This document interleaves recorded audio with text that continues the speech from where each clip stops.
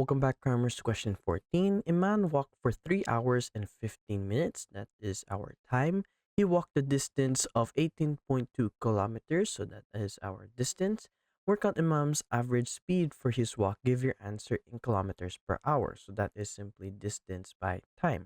However, we can see that it's asking per hour and we have minutes here. We know that 60 minutes is equivalent to 1 hour. So that means here that 15 divided by 60 will give us our percentage of hours.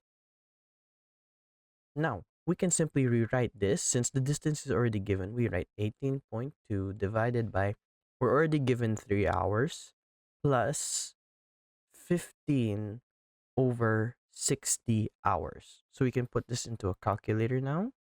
We can see that we have 18.2 divided by 3 plus 15 over 60 gives us 5.6. 5.6 kilometers per hour.